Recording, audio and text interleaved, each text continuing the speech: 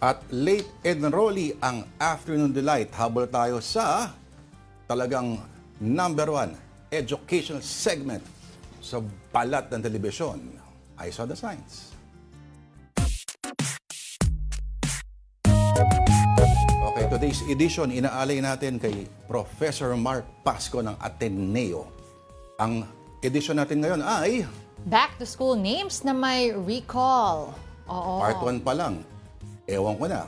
Week long to, week Oo, long. week long. Okay.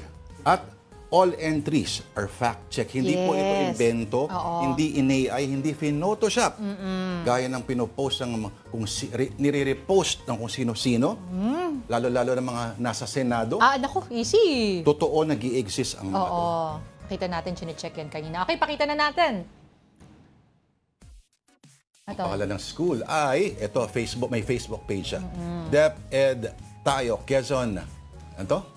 Matinik. Matinik Elementary School. Parang pwede ka dyan,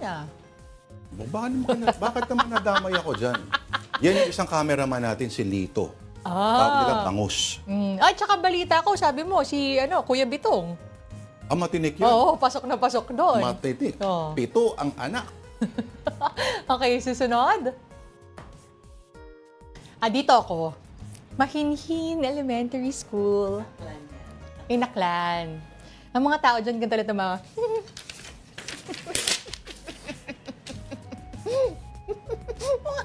Ang hirap pala tumawa pag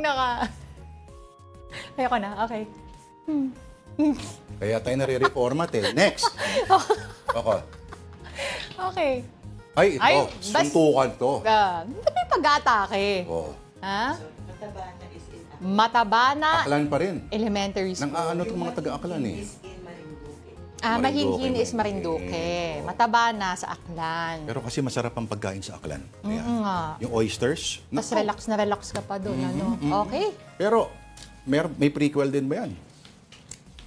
Sunod. Hindi. Before Matabana, ano siya?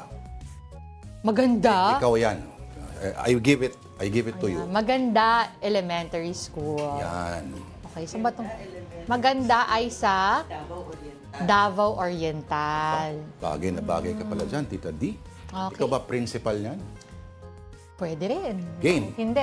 Susunod. Ang next ay... Kapogi.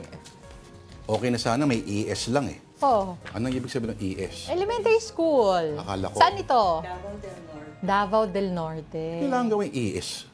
Baka isipin nila executive secretary or extra service. Huwag naman ganun. Pero pwede. Ayaw mo Kapog. diba? You go the extra mile pagdating sa paglilingkod sa bayan niya ng ibig ko sabihin, Tita D. Nga. At, last but not the least, Kapangit. di pangit. Talagang ginanong ko yung ano ko. Di ko mabase. Nagbibiro lang ako, pero yung pala talaga, Di Pangit Primary School. Ayun po sa In Isabela. Isabela. Pag ako pumunta dyan, puntahan na kaya natin yan. Oo. Totoo bang di pangit mga estudyante? O tapos, Pag nakita mo, assess sabi mo sila ng ganon. totoo. Eskwelahan na bawal ang pangit. Ba't tandaan ninyo, sabi ng isang beauty is in the eyes of Beholder. the tiger. Ayun naman pala. Okay. Sige, pag may nakita po kayong signs, please send them to us, afternoondelighton@gmail.com.